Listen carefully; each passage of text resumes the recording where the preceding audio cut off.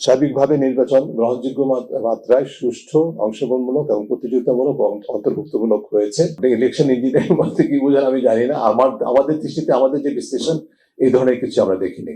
আমরা রিপিট করছি, আমরা বলছি মোটামুটি ভাবে গ্রহণযোগ্য, সুষ্ঠু, নিরপেক্ষ, অংশগ্রহণমূলক, প্রতিযোগিতামূলক, অন্তর্ভুক্তিমূলক নির্বাচন হয়েছে।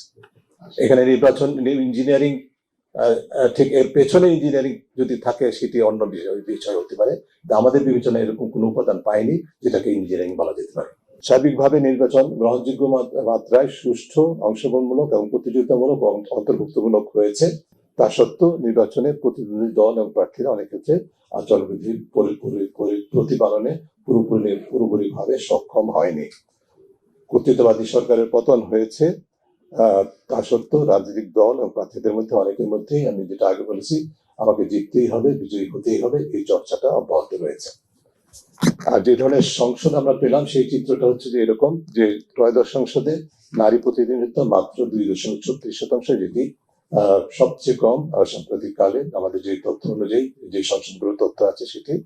এবং সেটিও উল্লেখযোগ্য বিষয় হচ্ছে যে 2.3% মূলত তারা কিন্তু বিএনপি বা যে দল ক্ষমতায় আসবেন, দায়িত্ব সরকার পরিচালনার দায়িত্ব পাচ্ছেন, সংসদ নেতা, সংসদ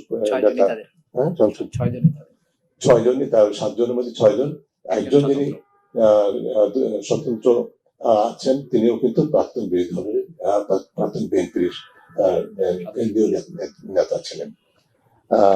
তিনি স্বতন্ত্র হিসেবে অংশ করেছিলেন। অর্থাৎ পটেনশিয়াল আমাদের, এবং অনুলক্ষণীয়, রিপিট করছি, অন্য কোন দল আমাদের সংসদে প্রতিনিধিত্বকারী বাকি 8 দলের কারো কিন্তু নারী প্রতিনিধি নেই, শুধু বিএনপির আছে। অর্থাৎ যে অন্য দলগুলোর যেরকম সম্ভাবনা আছে নারী প্রতিনিধিত্বের দায়িত্ব গ্রহণ করা, প্রতিনিধিত্ব বিকাশের দায়িত্ব গ্রহণ করা, একইভাবে বিএনপির উপরে দায়িত্বটা আরো বেশি বলে আমি মনে করি, যে তারা আরো বেশি নারী মনোনয়ন এবং নারীদের নির্বাচন করে নিয়ে আসার যে সম্ভাবনা, সেটাকে, সেই সুযোগটাকে তারা গ্রহণ করবে। এবং এই যে করুণ চিত্র, তার অন্যতম কারণটা ইতিমধ্যে আমি যেটা বলেছি, রিপিট করছি, নারী যে আমাদের সংসদে বা জনপ্রতিনিধিত্বে নারী যে অংশগ্রহণের সুযোগ, সম্ভাবনা পদদলিত হচ্ছে, তার অন্যতম কারণ হচ্ছে আমাদের রাজনীতিতে, নির্বাচনী সংস্কৃতিতে অর্থ, পেশি, ধর্ম এবং পুরুষতান্ত্রিকতা। এর কারণেই হচ্ছে নারীরা পিছিয়ে আছে, নারীর প্রতিনিধিত্ব সম্ভব হচ্ছে না। এই বিষয়গুলো আমাদের রাজনৈতিক দলগুলোকে অনুধাবন করতে হবে এবং দায়িত্বটা গ্রহণ করতে হবে, যাতে করে তারা সেই সুযোগটা সৃষ্টি করে না, প্রতিবন্ধকতা যারা তারা দূর করে। নারীকে সুযোগ দেওয়া দরকার নেই, তার বিরুদ্ধে যে, তার সামনে যে প্রতিবন্ধকতা, প্রতিকূলতাগুলো, সেগুলো অপসারণ করতে হবে। এটা অপসারণ করার দায়িত্ব না আমাদের রাজনৈতিক দলগুলোর। সংসদে এবার অপেক্ষাকৃত তরুণ সদস্য, তরুণ একটা ব্যাপক সংখ্যায় তরুণ শুধুমাত্র বয়সে তরুণ না, আমাদের অভিজ্ঞতায় তরুণ। যেটি তৌহিদ বলেছেন তার উপস্থাপনায়, সরকার,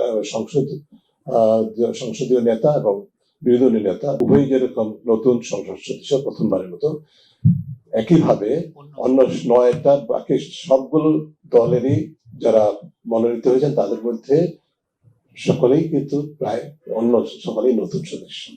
অর্থাৎ অন্য যে বাকি দলগুলোর নেতা বা প্রতিনিধি যারা সংসদে নির্বাচিত হয়েছেন তারাও একেবারে নতুন সদস্য। অবশ্যই আমাদের প্রবীণ বা অভিজ্ঞতা সম্পন্ন সংসদ সদস্যগণ আছে, যাদের সাথে এই নতুনত্বের যে মিশ্রণ, সেটি আমরা আশা করবো যে ইতিবাচক ফল বয়ে নিয়ে আসতে পারে। 13% 84.83% স্নাতকোত্তর এবং উচ্চ ডিগ্রিধারী, এটি ইতিবাচক সংবাদ। এর মধ্যে সবচেয়ে বেশি স্নাতকোত্তর হচ্ছেন 44.83%। তবে অন্য দিক থেকে কিভাবে এটাকে আমরা সাধারণত নেতিবাচক ভাবে দেখি, তবে এটা বৈশিষ্ট্য আমাদের সংসদে যেটা হয়ে আসছে, এবারের সংসদের ব্যবসায়ী পেশা সবচেয়ে বেশি, মূল পেশার ব্যবসা, মূল পেশা কিন্তু যেটা মূল পেশা হিসেবে উল্লিখিত হয়েছে, অর্থাৎ প্রত্যক্ষভাবে পেশা যাদের, তাদের হার হচ্ছে প্রায় 60%, 59.9%, সিম্পলি 60%। যেটি আমাদের প্রথম 73-এ যে জাতীয় সংসদ স্বাধীনতার পর সেখানে ছিল 17.5%, সেটা বেড়ে এখন দাঁড়ালো 60%।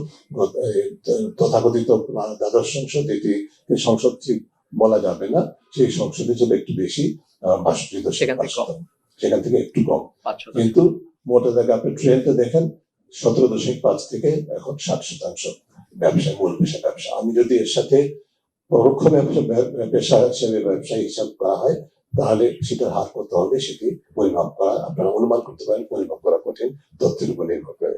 আমরা বলেছি যে আমরা এত শতাংশ আসনে আমরা এই জাল ভোট দেওয়ার যেই বিষয়টা আমাদের পর্যবেক্ষণে এসেছে। পর্যবেক্ষণে এসেছে, এটাকে 21% ভোট না, 21% ভোট বলা যাবে না।